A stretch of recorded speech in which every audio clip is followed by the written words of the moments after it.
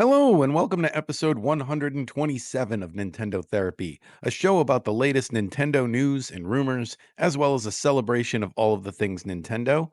My name is Kevin, and joining me this week in Dreamland to absorb all your powers is Harrison. For the seventh time.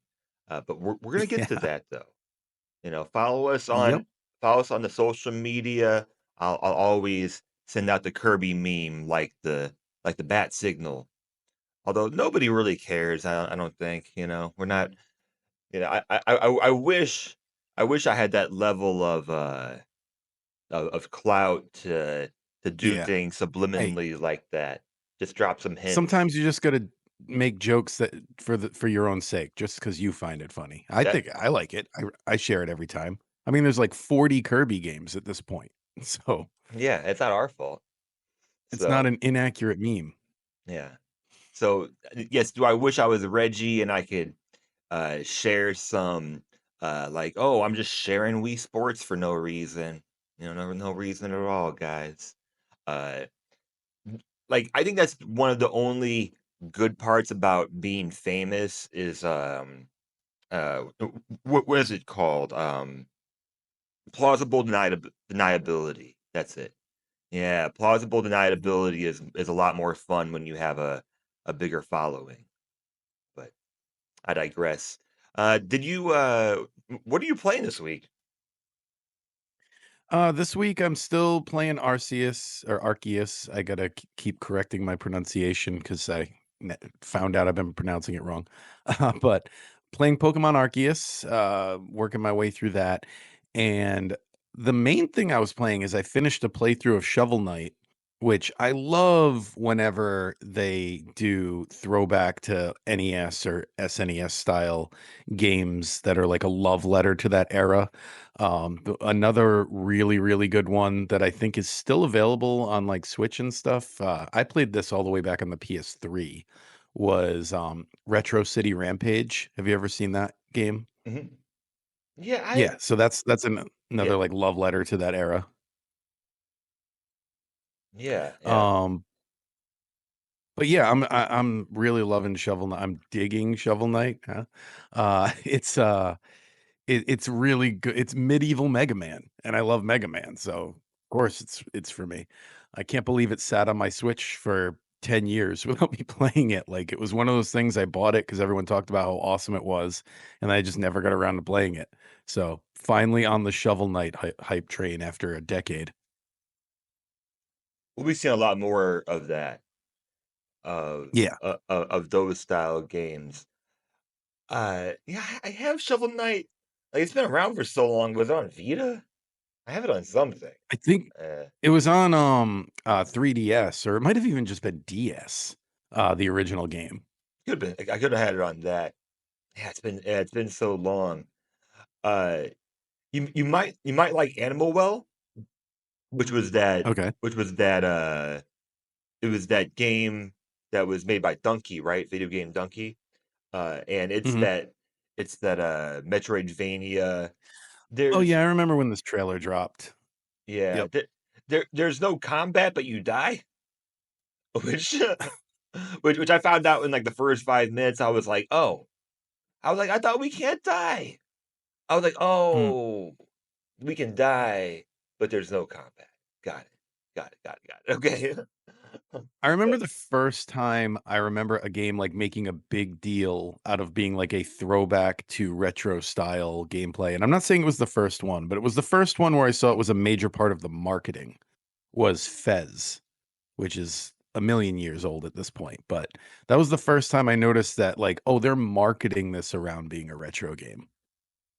yeah, that would be interesting to look at. I've never thought about it that way. Like what games were around in the 90s that were like, "Oh, this is a throwback to, 1980. Like this is a throwback to Pong." Mhm. Yep. But it's Fez the came out in same. 2012, by the way, I just looked it up, so that's how old that is. Yeah. It's like the same like amount of time. Mhm.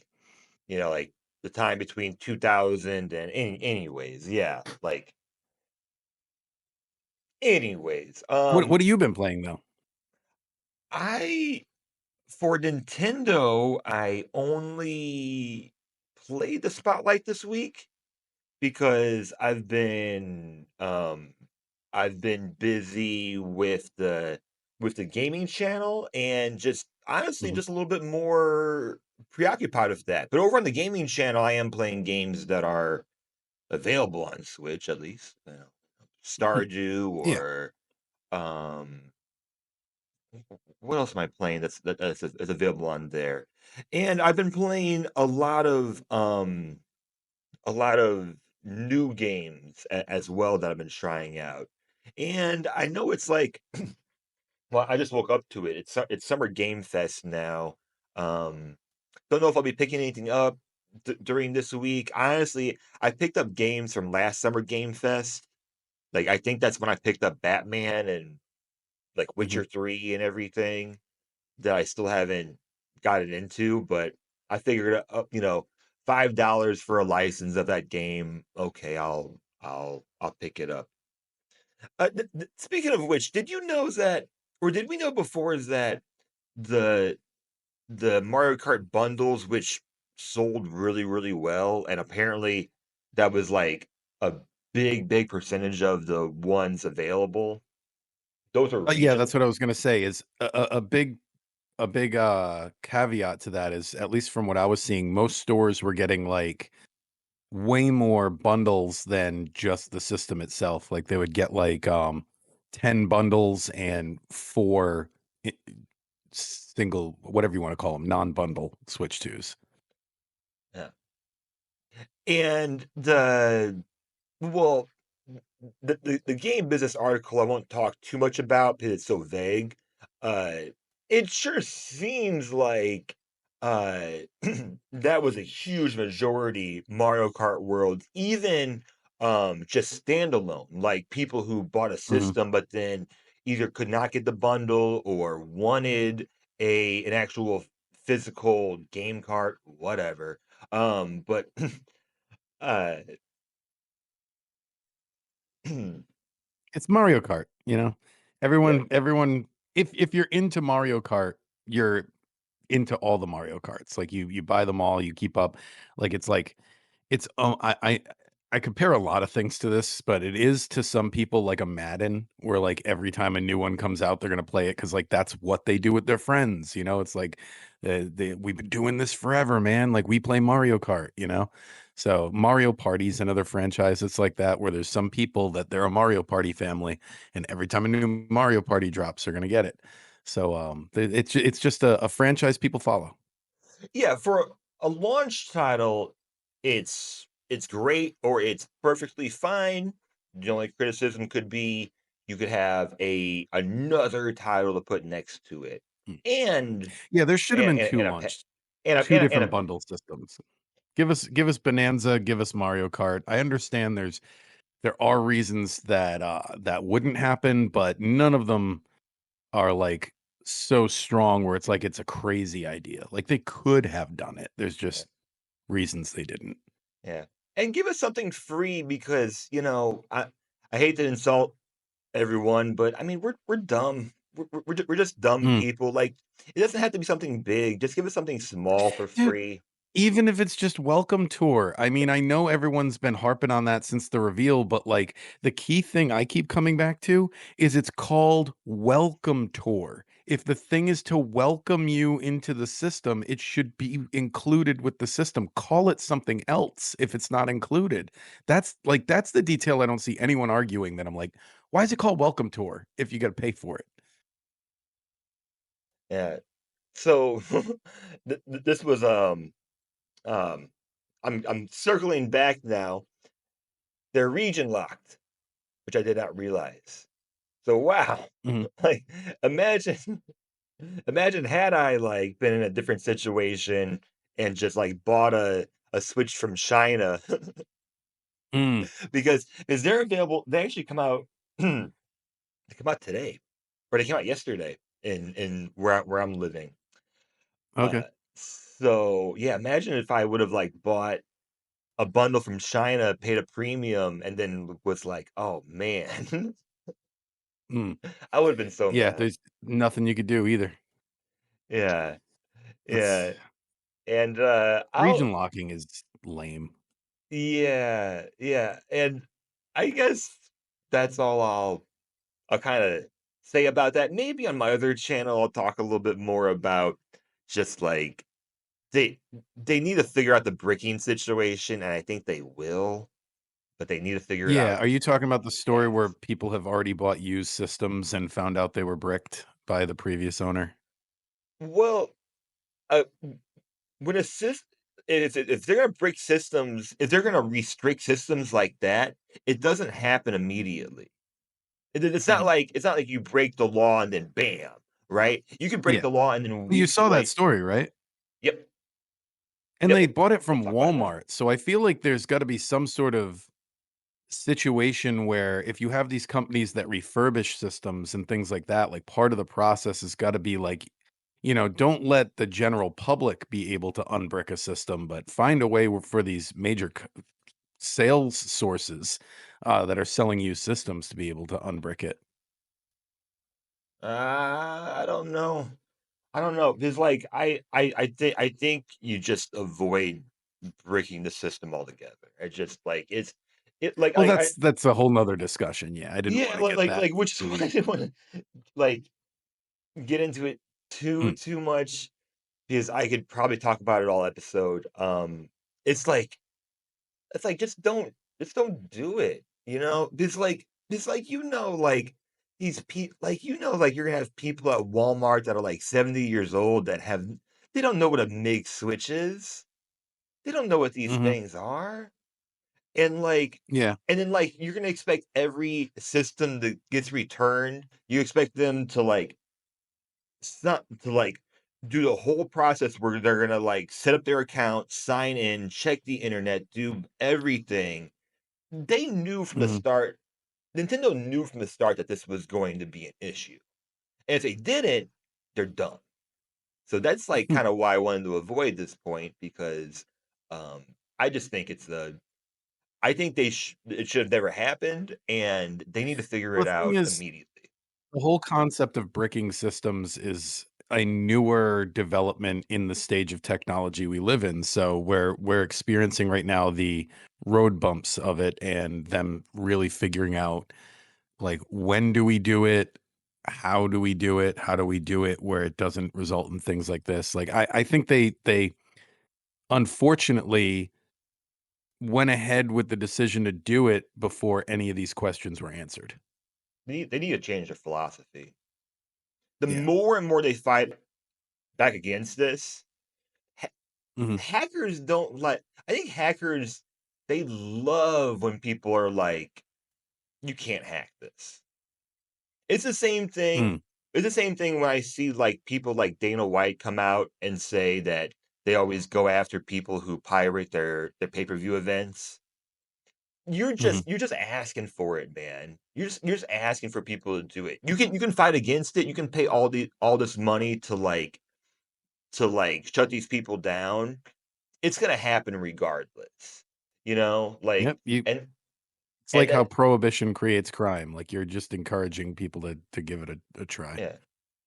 And, hey, I don't have any I don't have a hack switch, I don't have any opinions on it, but, like, I mean, even if you, like, are totally against all this hacking and all that stuff, I mean, can we acknowledge that it just creates a lot of waste, like, overall? And it creates digital waste of things that are, like people are just dying to have it now.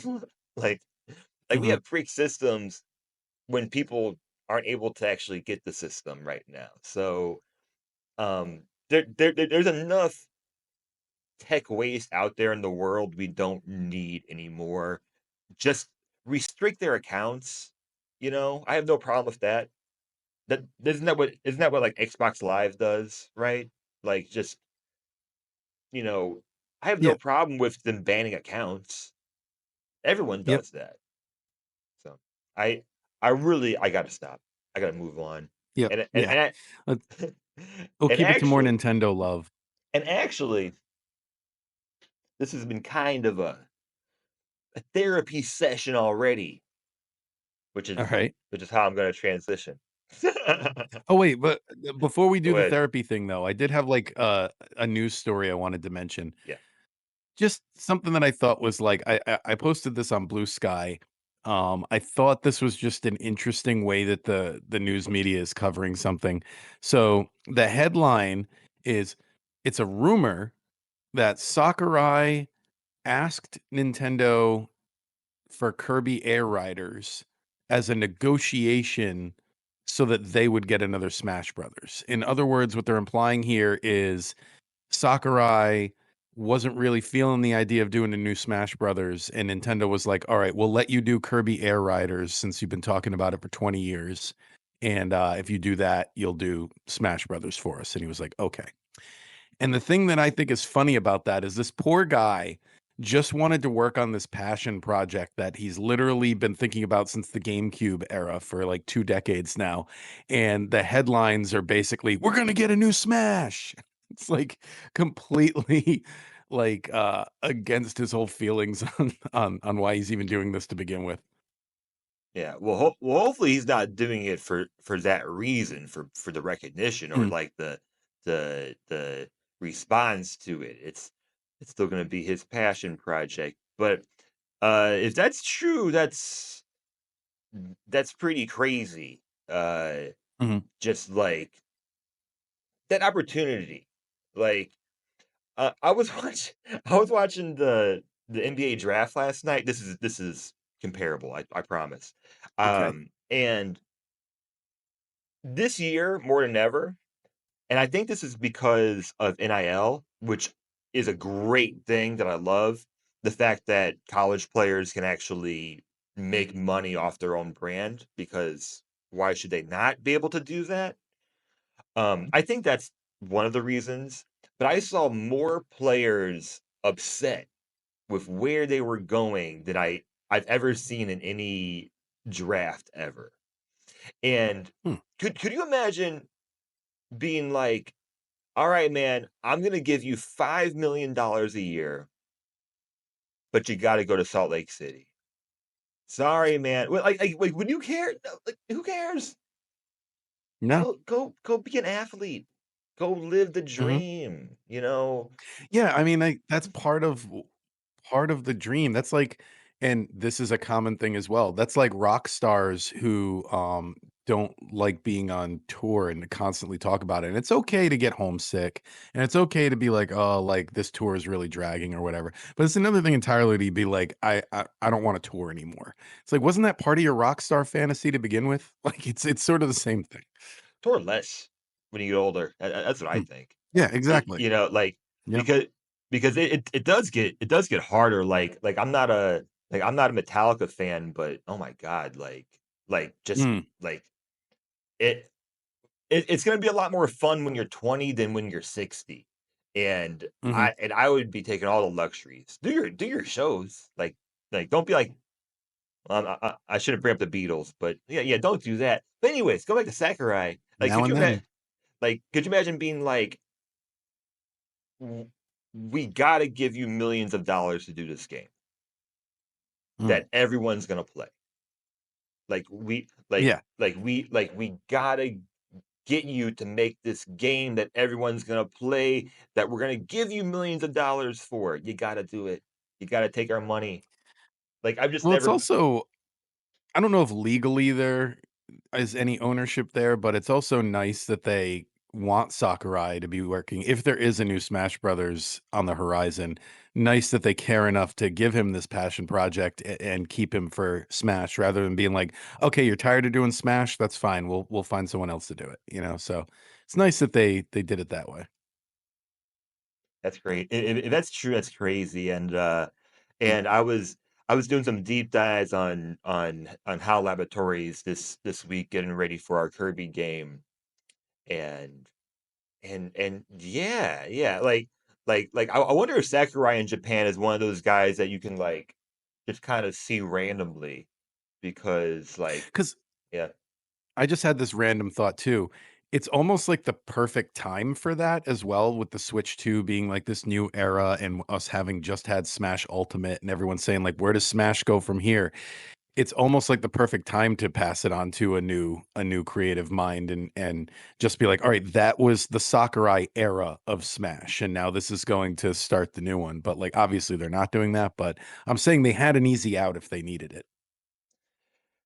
Share some production details with us, Nintendo. I always want to Yeah. know how long these games are actually in development for. Uh, Well, because Breath of the because Wild, it was like 9 years.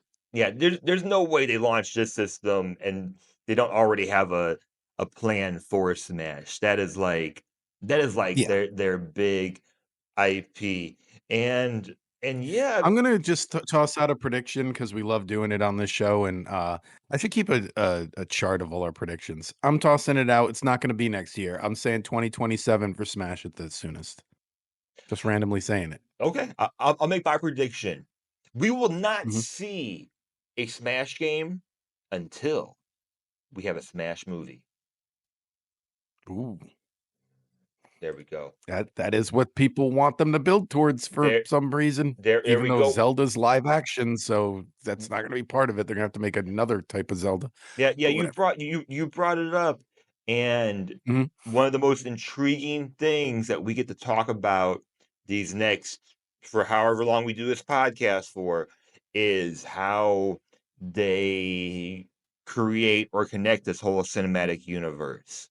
Mhm. And that's going to be super fun because we get to speculate on and on about collaborations, how Mhm. movies connect to other games, upcoming I mean, movies. Every they gotta start putting something out because I was just telling my wife the other day, after DK Bonanza comes out, I don't have a specific date of anything I'm looking forward to anymore. Because I was looking forward to the Superman movie. I'm looking forward to Donkey Kong Bonanza. And then once I get there, and I was looking forward to the Switch 2, obviously.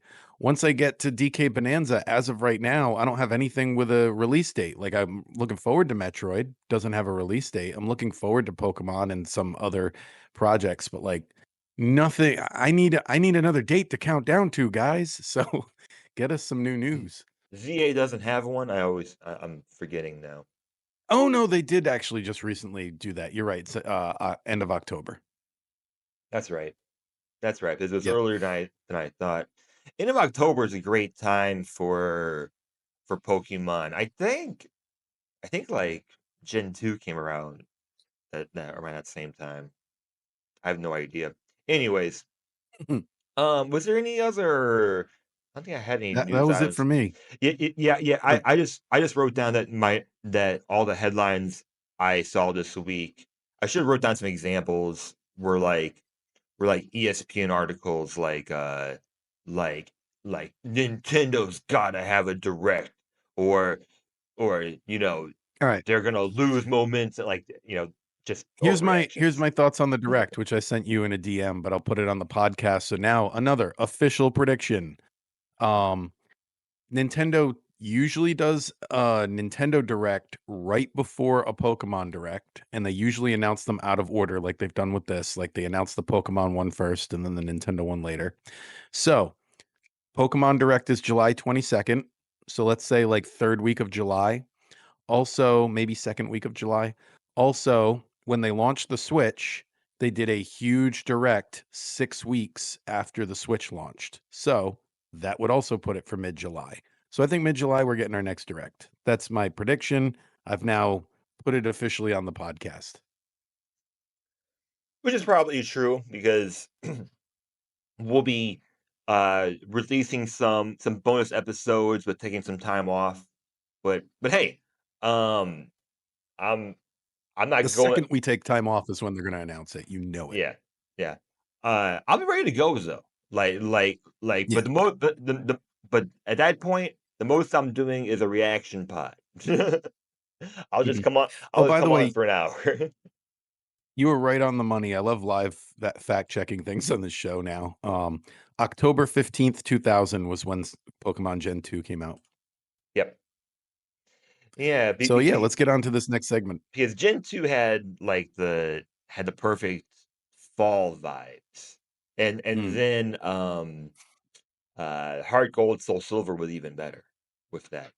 Okay, so this has already been kind of like a therapy session, which is what I said mhm, before. mhm. So uh my new segment, at least for this week, we'll see. My new segment is finally to have a Nintendo therapy session. This is the couch that I made for this week. I think it's pretty good. I'm I'm on the Yep. couch. I'm laying out. Okay. Alright, let me And do I have a notebook where I can be your therapist? Hold on. Alright. Yeah. you can pretend. Alright. This Yeah. Ninja Turtle book. Yeah. And whoever goes on the Nintendo therapy couch for the week has their topic or their problem, or I'm coming to us with kind of a problem today, but it's something that I've been kind of more just thinking about. And it relates to Nintendo, it relates to gaming, and it's all about uh something feels kind of missing in my gaming world recently. And I want to talk about it, then I'll ask at the end what you think or how you feel or what advice do you have. Yeah, that works. So mine is that I mentioned in the beginning of this episode, I've been playing a lot of like new games recently, and this summer I've been playing a lot of roguelikes, whether it's new ones or ones I've been going back to. And my big roguelike experience started with Hades. I played other ones like before that, of course, but Hades was the one, and I've talked about it on here so many times. Favorite indie game, one of my favorites all time. Um, and it was a game that once I like got into it, I just was enthralled by it, played it start to finish, played it to the epilogue, restarted right away, got played it again. And although it's a roguelike, it's set the gold standard of like for me of like gameplay, balance, narrative, uh characters, just it was a game that was in early access for multiple years, and then by the time I touched it, it was just a very well balanced, very well performing game. And then that really opened me up to that genre even more. And I gotta be honest, every roguelike I've never played a roguelike that I've disliked. They've all been fun. There's some where I've finished that are like shorter. There are some like Vampire Survivors that I've spent hundreds of hours in, but there's something missing. And that's where I'm bringing it around to, is that um and I don't know in the end if this really matters, is that I have this game, it's one of my favorite games, and it helped me as a jump off point to the genre, which I love. So thank you for that. But at the same time, I feel like I'm constantly trying to chase that original feeling of what I had in the beginning.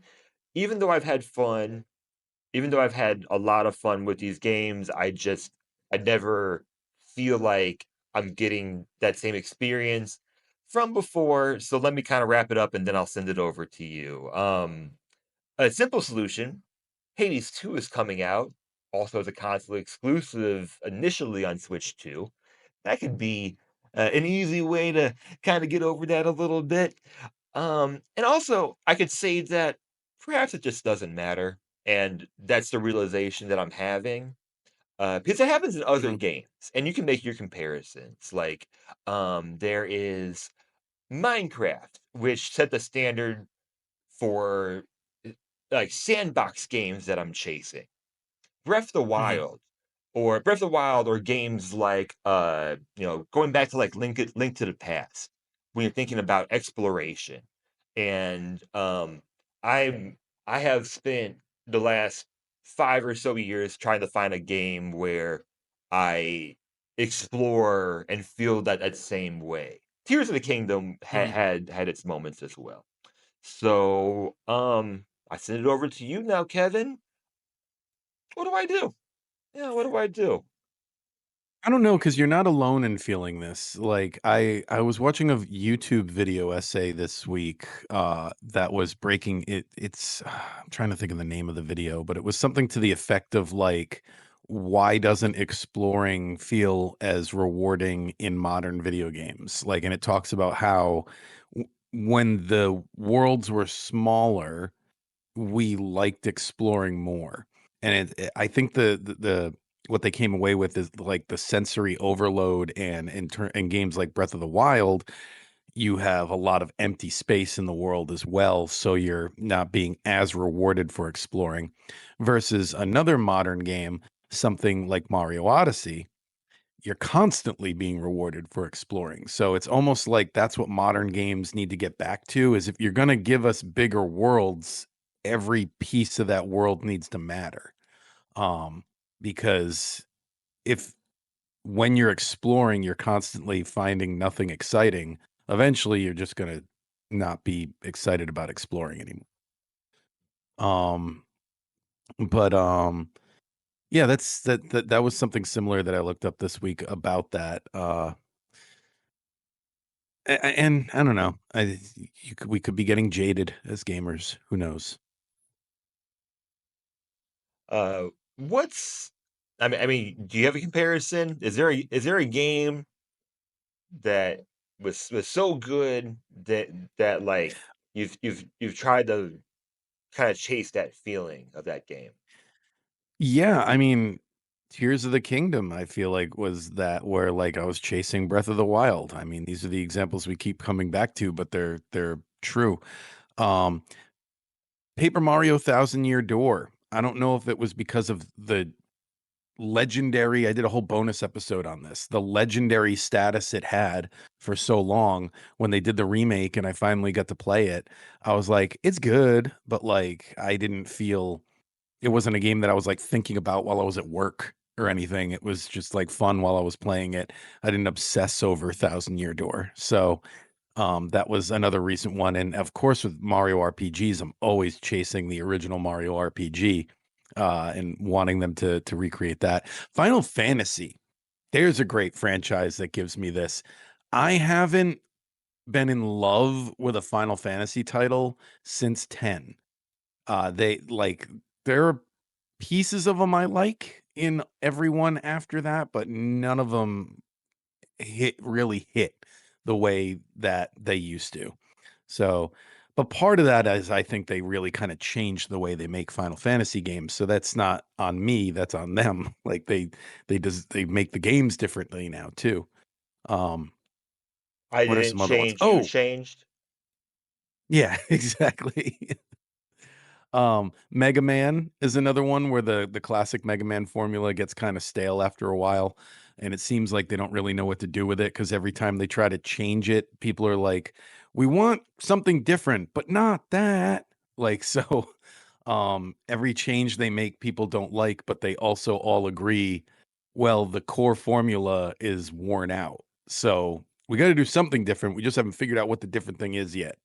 So yeah, I'm kind of chasing the original Mega Mans as well. Every time I play one of the newer ones, I'm hoping it's going to be as good as.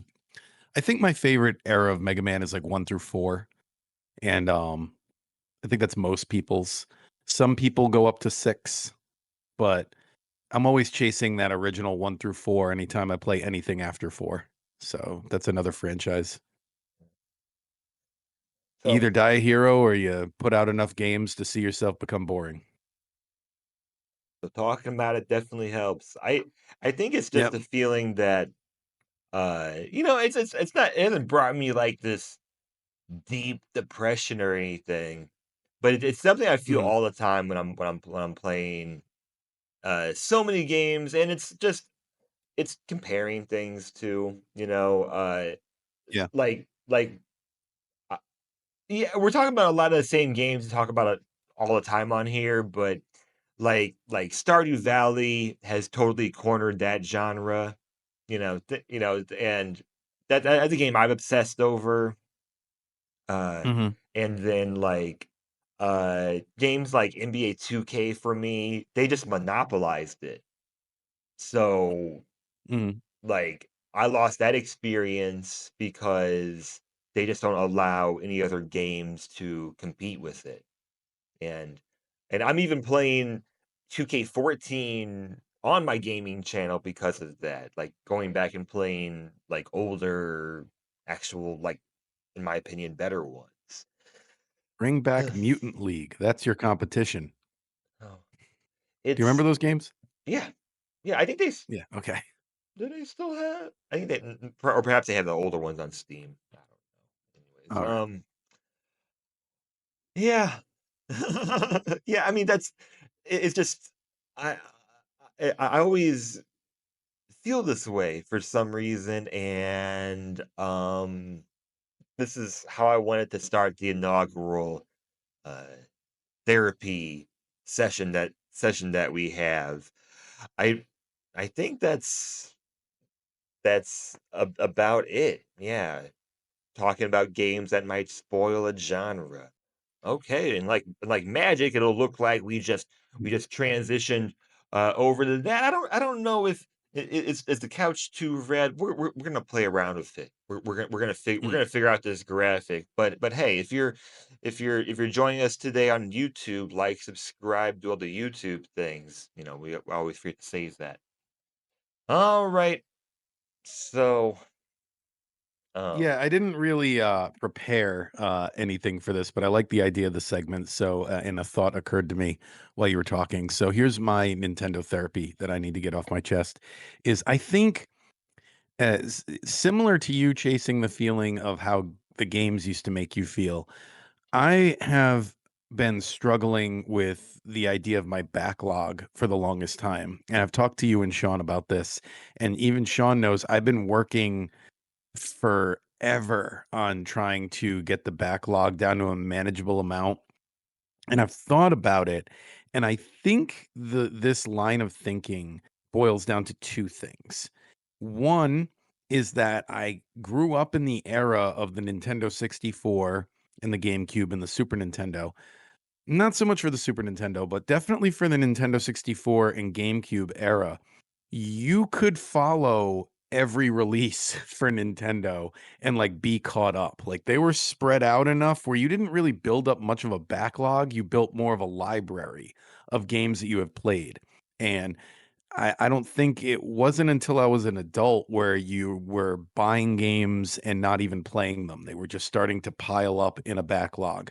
So I think I'm trying to chase that old feeling of getting as caught up as I possibly can. So and it also connects to this other part of it where I think, for some reason, whenever I'm playing a game, if it's not a recent release, there's something about it that doesn't fully connect for me. Like, I'm loving Pokemon Arceus right now, and, I'm playing through it, but there's still, like, a little bit of me that's like, "Yeah, but, like, nobody's really talking about this game right now. Like, you're the one focused on it."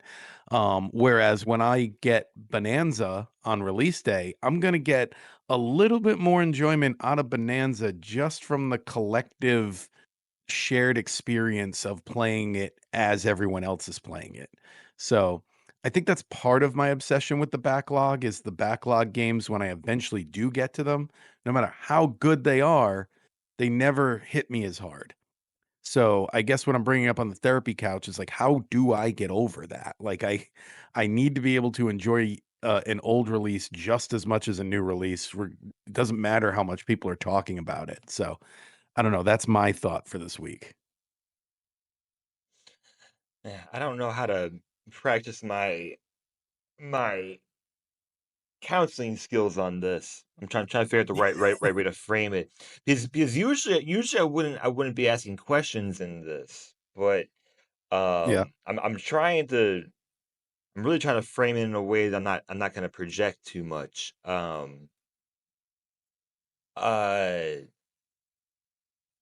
well, okay, we'll start with a question. When you think of when you think about letting go of your backlog, like letting go the idea of your backlog, how does it make you feel? You mean letting go as in, like, Li not thinking about it anymore? Yeah, like I'm just gonna buy games, play games whenever. I'm always gonna have games in my backlog, and that's fine. I mean, I'd love to get there. I don't know if I ever will. Like, I tend to obsess over things, so I almost wanna only obsess over the thing I recently bought and not have something, um I don't know, it just feels like the longer it sits there unplayed, the more that I'm like, "Ah, but that's like, that time is over now. I missed it." Like, that's what put me off from buying Animal Crossing for so long is, Animal Crossing came out when I was, like, doing a ton of work and didn't have time to play it because it was the pandemic, and I worked during the pandemic, so I was working like crazy, and w w it was like a year or so later when I could have played it, and then I put it off for a while, and now I love Animal Crossing, but I put off that New Horizons forever because I was like, "Eh, everyone's over it now. They're done playing that." I I don't know. I gotta get over this way of thinking. Yeah. Yes, because, again, I'm not trying to project too It's much. some FOMO in there for sure. It's Yeah. like I missed out on when everyone was talking about it. But, like, I just I always think it gets to a point where, uh I mean, okay, do if if it gets to a point where there's just too many good games to play, are you feeling really upset about that? No, how I've started to kind of mitigate this is I already am obsessed with data, so I have a ton of spreadsheets I keep. And what I'm trying to do more is just keep a wish list going of every time I see a game that looks really cool, I put it on the wish list instead of just buying it and letting it sit on the Switch. Because I think that's a big part of the disappointment in it too is, like, I see these games on there that I haven't played yet, and I'm like, "And this game's been here forever, and I haven't even been able to get around to it," and I feel kinda guilty about it. So, the putting it on a wish list instead of buying it because I know I'll always be able to come back to it is starting to help. Yeah, journaling and keeping docs is, maybe the number one way I stay motivated with gaming Mhm. now, which is I never thought I'd be doing that. And I'm very interested in seeing how, like, the implementation of, like, ChatGPT or AI is going to be with, like, either, like, things like this, like actual therapy or, just, like, how people use it to, um, help with their thought patterns. Because, for example, I keep a doc now of the games that I'm playing so I don't forget and I stay motivated to, like, finish them, Mhm. and then I keep ones that I kinda wanna play next, and then I take notes now on what I'm doing in those games if, like 'cause I'm playing, like, like, 8 different games right now. Um, That's a good idea. I never thought of I need to do that. That's very helpful. I need yeah, to keep track of I keep track of what I want to do in the future and what I've finished. I don't keep track of what I'm currently doing. So I need to do a doc where I'm tracking what I currently play because I have had that feeling where I'm like, I'll be playing like I play up to like 4 games at a time. And beyond that, I'm like, well, if I start anything else, I'm gonna forget that I was playing this, so I'm not gonna start it. And if I just keep track of it, that's a good way to do that. yeah. And something really powerful, because I wanna make my ChatGPT point, because I'm not, like, just, like, copy and pasting things, is that Mhm. it helped me serve as a motivation for games that I like, but I kinda got bored with because, if I play a game like Minecraft, I'm using ChatGPT now to help create that world and create the lore, because I found, like, if I put purpose behind whatever I'm building, then I wanna finish it, but if it's just a building, then it's, like, kinda like, whatever, but if it's something that I'm actually working towards, then I'm like, I have to finish it, no question. Yeah. And I'm having ChatGPT just tell me like what it is that I should be doing that day. And it's the same thing for like some older like sim games that I like. Um and it's like, okay, I got bored with it because I kind of have to like fill in my own lore. So I created a whole different Mhm. world, and now I'm like having a blast playing it again because it's like I got this whole other motivation. So um that has helped a lot as well. And yes, I write every day, is the other thing. Like Yeah, that's I journal every day. something else I've never heard anybody say that I also do, by the way, Harrison, is when I play Minecraft, I also create little fake scenarios of why I'm doing things. Like, I remember there was one thing I built where I built like I found a town of like the little NPCs there, and I decided that I needed to build a wall around the town to keep them safe, and built like guard towers and stuff like that. And like I was like, I made my own reasons for doing it, but you're right. Like I needed a purpose.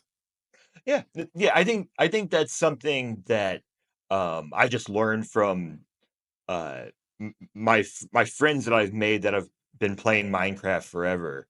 And Mhm. on the Discord servers, there's always a lore channel where people are adding to it. And that helped me. Like I would have never realized that had it not been for my other friends where, oh, like you just need to Minecraft doesn't give you one purpose, so you have to create that purpose to stay motivated. His Minecraft is the classic you play for 2 weeks and then you know you move on. Uh, Mhm. so yeah, I feel like every time I come back to Minecraft, it's a new game at this point because every time I come back, they've had 4 updates since the last time I played, and I'm like, "Oh, none of this was here last time." yeah, well, it is like a whole different game depending on what you're loading into, which I've talked on Mhm. here many times. Like, I hope that we could see like a Zelda game like that where depending on the world that you load into or the spot in the world you load into, it could feel like a whole different gaming experience. Like, I So, remember when I started, there were literally only pigs, cows, and sheep for animals in it. Like, that's how different it's gotten since I started. yeah, and there's a whole there's a whole huge community of people who are in that golden age Minecraft, or there's people that only play on Mhm. 1.0. I'm gonna do a whole I'm gonna do a whole pod on it over the summer when while basketball is out about Minecraft uh because yeah, I think Minecraft is one of those games that like at this point they could stop making everything today, and for the rest of our lives, we will see Minecraft content. It's kind of something that we just like if you don't like it, you just have to kind of coexist with because it is here to stay forever. I think something I've noticed is that Minecraft has been able to dictate trends a lot in the online space, especially in YouTube. Something I've been trying to study more about is how it has impacted the way that we interact with media overall. Because it has impacted trends and like the way people edit videos, short form and long form. It's a much bigger conversation that um, I'm working towards.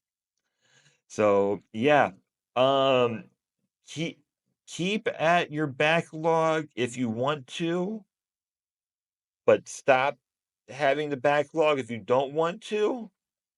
Did, was this productive?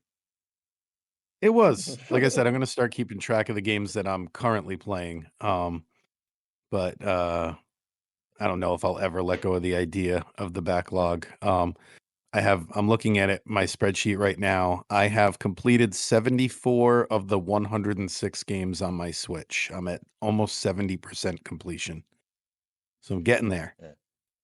There's also there's also a lot of games that I see that I really wanna play, and at some point, I'll say, "I'm never gonna play this game," so what I'll do is I'll just watch a let's play of it, and Mhm. I'll just That's what say, I end up doing for like there are games that definitely fall in that category for me where I'm like, I'm not gonna buy this, but I'll watch somebody play it."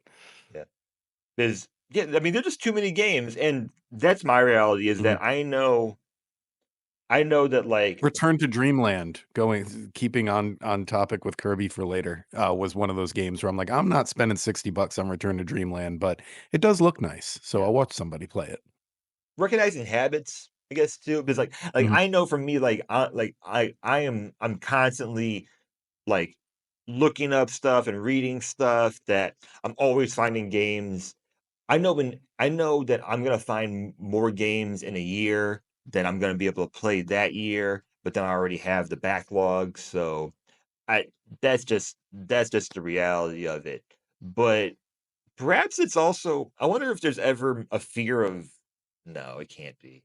Of not having a game I'm interested in playing. I mean, there are some times where I'm just like, don't wanna play anything, and I'm getting better at being like, if nothing sounds good, then I just take a break. I just do something else. Um, which is something I see on Reddit all the time. It's something I see all the Mhm. time. I constantly see people say, um, all the games I have, nothing sounds fun anymore.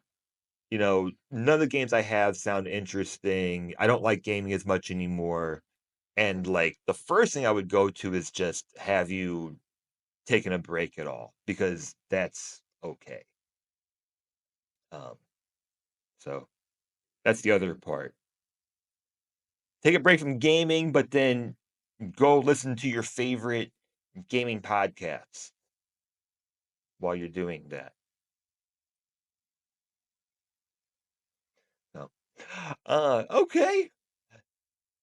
It took us 127 episodes to do a therapy session Mm. officially. We've had many ones here and there. Officially, Yeah. I've done like 12 hours of college courses in therapy. I've and or psychology, counseling. Mm. I think that's good enough. So, okay. Are we moving on to Man, our I segment? had this within reach and I didn't use it. Psych 101. Oh, maybe the answers are in here. Books. Okay. Yeah, let's talk about our spotlight game. So this week the randomizer decided that we are going to be talking about Kirby and the Amazing Mirror. Another in the long line of Kirby games that are on the Nintendo Classics service. And this is the second week in a row I forgot to bring my Switch down to read the description. So I got to keep remembering to do that. But anyway, Kirby and the Amazing Mirror is a little bit different than most Kirby games because it is a Metroid type game. Unlike the rest of them, it's got non-linear interconnected worlds, which is more like a Metroid game instead of like traditional start point and end point levels.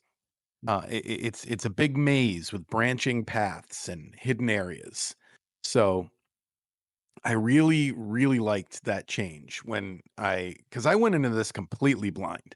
The only thing I knew about this game was that people were psyched when it got announced about 2 years ago that they added it to the service, or a year ago, a long time ago. Um, so what were your thoughts playing it? Yeah, yeah. My only the only thing I knew is that it was like the Kirby Metroid game, Mhm. and my overall thoughts are pretty cool. Yeah, pretty cool game. uh, it's it's hard to kind of compare all of the Kirby games, and I want to take a step back to the history of it. And we're talking about Sakurai. Sakurai was a special advisor to this game, which pretty much means he wasn't involved that much in it. He had been the director of the three Kirby games before that, And, I mean, if you are a Nintendo fan, Kirby fan, or you've been following this show, you know what it is. HAL Laboratories began developing Kirby games in 1992. They released Never 9 Kirby stopped. games between 92 and 97, um, for example, and this game released in 2004. They release a Kirby game every year between 2002 and 2006.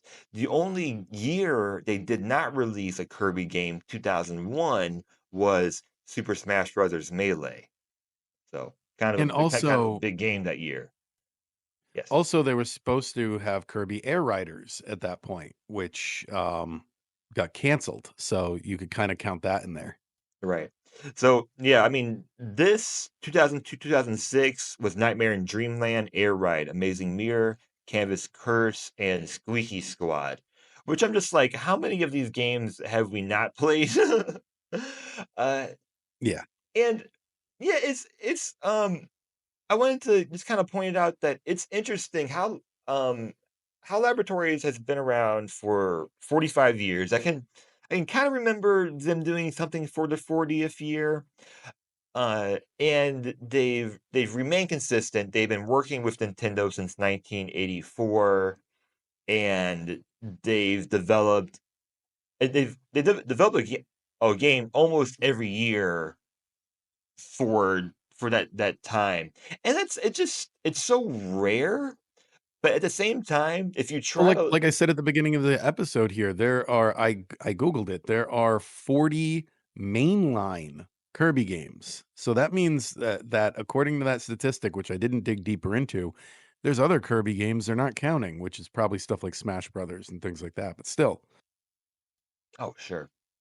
Sure. So, yeah, I'm surprised when I look up this company that there's not more media. But it's like I was looking at their building. I was trying to see like, is there anything like did they ever do something where they like show off development or to go inside their offices? And there's really not a whole lot there. But it would be a great documentary just for someone to do sometime. So yeah, this one, the unique part is that Sakurai was not involved. I'm not sure what I'm not sure why.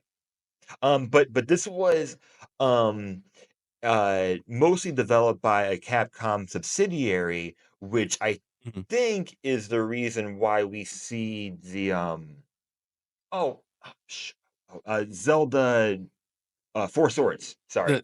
the yeah, exactly. I was going to point that out is that this was the era where they were trying to really sell the concept of having the link cable with four games together along with four swords. Um, Which also reminded me of Kirby, All-Stars, I think is the name of it, the Nintendo Switch Kirby game. I have it in my notes, let me see here. Star Allies, sorry. It reminded me of Kirby Star Allies, which have you played that game? No, It's no. it's another Kirby game where you have 4 Kirbys. They're not Kirbys, you actually capture enemies, but anyway, 4 players, and you can play up to 4 players because the Switch can do that, but you can also play solo, but you have a party of 4 in that game as well, so it reminded me of that. So I guess the Four Swords comparison is legit. Like that's Yeah, that's what the developer was going for. It's not just something that everyone was and comparing to at the time. even Four Swords took that concept into, Minish Cap. There are sections in the Yep. Minish Cap where you split Link into 4 links. They were really just, like, really into that idea of the 4 at the time. Which is also Capcom, right? Mhm. Which Yep. is also Correct. Capcom. The so the multiplayer, is it something that was ambitious for this game, or was it just that there was with the Game Boy Advance and the link cables and the fact that you'd have to have multiple carts, was it something that was just, It's more a bad ambitious? idea. Yeah, it Yeah. it was ambitious, but it just didn't work, right? I think you have to. I don't know why they thought the Zelda. Maybe I could see that being a franchise where people would be like, "Oh, me and all my friends got to get it so we can play the multiplayer." But Kirby, I don't know. I don't see that demand being there. It's not a franchise that people tend to look at that way. So and even Zelda isn't traditionally a multiplayer game. So I would think if you wanted to break out that concept, it should have been done with something like Mario Kart or something that people traditionally play together already.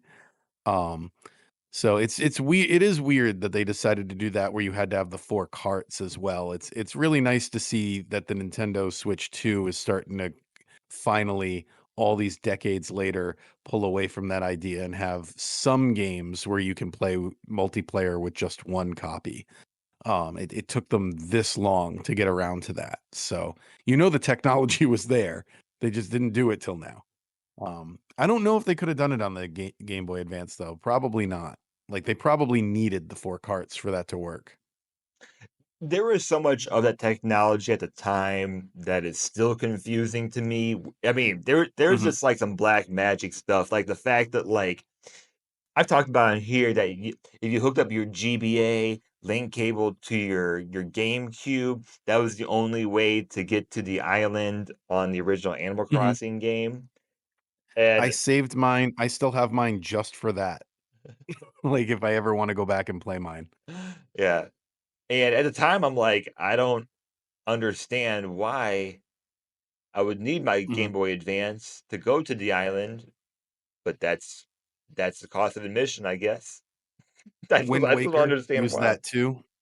Wind Waker did the same thing with that you got the Tingle tuner and it let you have like a little mini map on your Game Boy Advance where like you could drop bombs.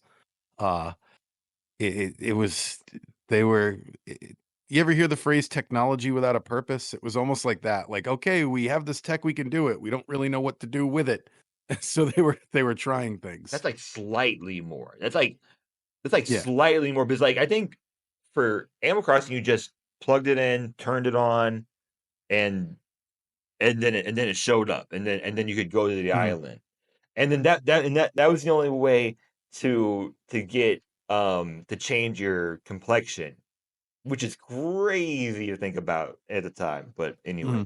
anyways, I used to, like, go to the island in Animal Crossing and sit for half an hour because I wanted to have, like, more, like, Hmm. olive looking skin. I never knew that did that. That's interesting. Yeah, like, if you go to the island, you actually can get tan if you go there. I was like, "Oh, that's That cool," was like because on the Wii, how they decided that if you walk on the grass, it would wear the grass down. Like they similar concept. yeah, but this one's a little bit less woke, though. It's a little bit more like Yeah. not woke, but I'm joking. Of course, in Animal Crossing, you did not get to choose. Well, you get to be like a boy or a girl, but that was it. You did not get to choose what your face looked like. You did not get to choose Mhm. if you did not want to have horns. You always had to have horns. So, uh, so yeah. Anyways, going back to this game, it's not a difficult game, and No Kirby games are. That's like the thing they all have in common is I really feel like this is a franchise that is out there for every release to be somebody's first video game. You know what I mean? yeah. We mentioned it's kind of Metroidvania, which Mhm. I think they did a really good job of capturing that because, in my opinion, a Metroidvania, uh, one of the reasons why it exists is to be able to make a smaller world or a smaller map seem or feel a lot bigger because you have to explore and then open up different parts of the map kind of as you go. Mhm. So of course, I think that's one of the reasons why Metroid was first developed. And it's a great idea. Yeah. I think it captures that essence, and Well, then over another just having random trivia fact about the development of Metroid. It was also the thought process was Mario goes left to right, and they wanted to develop something that played more down to up and up to down. So that's why there's so many of those corridors in Metroid. Just a Mhm, piece of trivia for you. mhm. And I'm sure it's the reason why also, like, they thought Metroid or sorry, Samus can go into a ball, right? Yep. So we can make parts of the map smaller and bigger that way. Hmm. Uh, over 20 power-ups, and yeah, some of these power-ups like, Missile Kirby, or I wrote down a yeah, Missile Kirby, I think was the one that I was thinking of, uh, make it make it way too overpowered, but whatever, it's a Kirby game. Hmm. Like, it's already easy, and then some of the power-ups make it even easier, but I think for this game, that's fine. Was pretty impressed, having over 20 power-ups, the amount of content they were able to put into this game. So that is a positive as well. There was also 3 mini games: Crackety Hack, Wave Ride, Speed Eaters. I think they are all fine, which is what I would say. Like like, it doesn't make the game worse having those mini games on there, and I think they're okay. The overall thought of having the other colored Kirby guys there, it's a nice thought. Maybe it kinda gets in the way sometimes, so a little bit Yeah, indifferent on I that. found it distracting in Star Allies as well. Uh, Dark King DDD, I think it's funny because I think this is something they did a lot back then, where it's like, we don't have a lot of space to work with, so let's just take the bad character and render him a little bit darker. Right? This isn't Yep. Dark King DDD just like a shit like, they just took him and said, "Okay, take the brightness. Okay, we got it." Yep. It fits on the game now. Uh, and I'll add, this is not a long game, and, some speedrunning stats. Speedrunner Hira, Japanese speedrunner, holds all 3 categories of this game, which are on the official speedrun website, which are the, something about the boss levels, and then there's any percent, and then there is 100%. And he has all of those. The reason why I bring it up is because the 100% speed run was just broken 20 days ago. So, kind of a just a, coincidence there that we're talking about it. The 100% speed run is 1 hour, 5 minutes, 1 second. Any percentage, it's like 26 minutes, around there. This person also has the, 1st place currently for any percentage in Forgotten Land, and glitchless any percentage in Mario Wonder. So, yeah, wow, first in quite a few things. Speedrunning would stress me out. That's a different breed of person. Like I could never try to attempt a speed run. Yeah, yeah, it's just I get a stressed playing racing games, man. Like I can't have like something where a run has to be flawless. it's a different kind of commitment. 'Cause I was looking Yeah. through his history too, like, he had other runs that went back to, like, 8 months ago. So, you know, imagine, like, working months and months just to get, like, 2 minutes faster. Mhm. But hey, like, what I mean, I think once you have a record, I mean, once some if you once someone breaks the record, you still at some point were that record keeper. So, Yeah. uh, yeah, a long way to say that it's not a very long game like most Kirby games, but I I really dig this kinda Metroid style. I don't know, like, I think Mhm. Metroidvanias fit in well with, like, More franchises need to do it. More yeah, franchises need to have one of these in there. Um, just yeah. yeah. And Nintendo, you've got plenty of properties. You don't have to make Metroid your only Metroid. Uh, throw some of the others in there. And for some reason, I couldn't help but think, like, because A Metroid Mario game would be cool. I think Go it's on. because of Cuphead, there should really Mhm, be there should be a Dark Souls Kirby game. There should be a super difficult Kirby game. There should be a Kirby mhm. game that's marketed as the Kirby that your parents don't want you to play.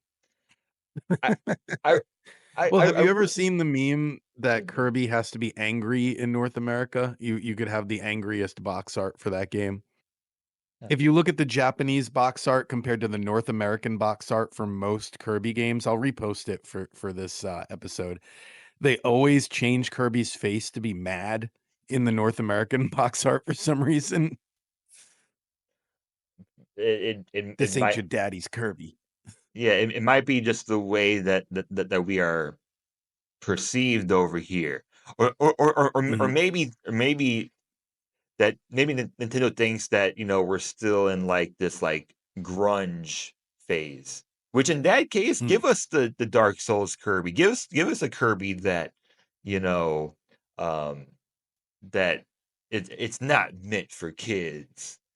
I mm. think I think there would be enough of a market, and I think that, it wouldn't it would open up maybe some other people to the genre, and you could take existing mechanics that you have and yeah, make it into like a more of a shoot 'em up Dark Souls kind of game. Do it up. Um, I like I like this game a lot. I don't think I'm done with this game. I think I'll go back to it, and I'm gonna put this game at 32, right below Zero Mission for context. And then I don't know where it was when we did it at the time, but Dream Course is currently 24, Dreamland 2 is 29, Dreamland is 30, Crystal Shards is 42, Superstar is 93, Dreamland 3 is 94. So second highest for me.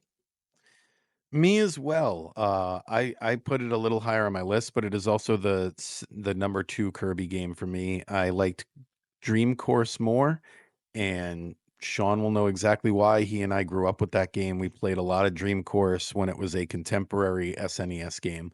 So, yeah, you're gonna have to work hard to get better than Dream Course for a Kirby game to us, but I have that at 17.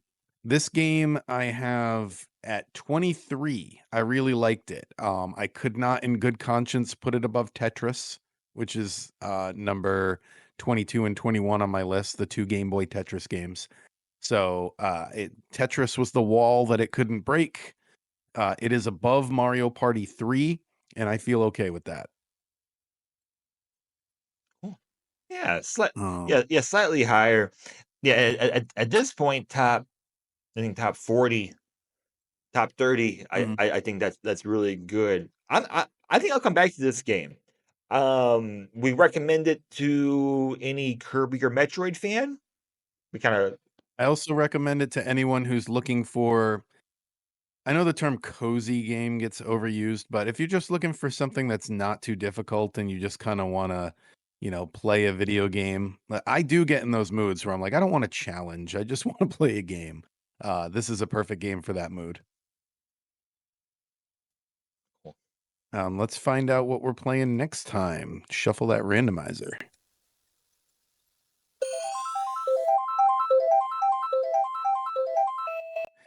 All right, so next week we are going to have a Gradius showdown. There's two Gradius games on the service, so we might as well do them both at once. We've got the NES Gradius and the Game Boy, original Game Boy, Gradius the Interstellar Assault.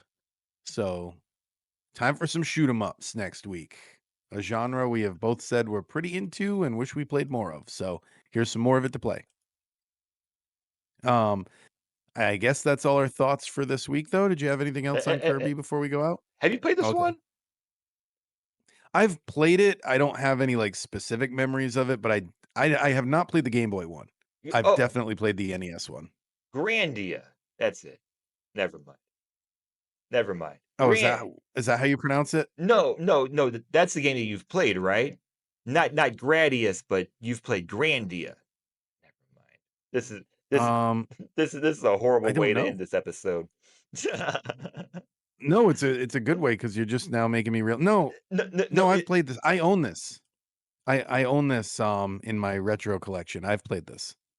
but I was trying to Um, remember if it was part of a collection, but no, I was thinking of there's an RPG called Grandia, yeah, isn't yeah, there? Grandia, yeah. Grandia. I get you now. Yeah, I've played Grandia as well. They are not related.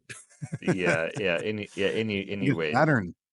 That's where Grandia started. Trivia for you, Sega Saturn, and then it eventually people played it on the PlayStation because nobody had a Saturn.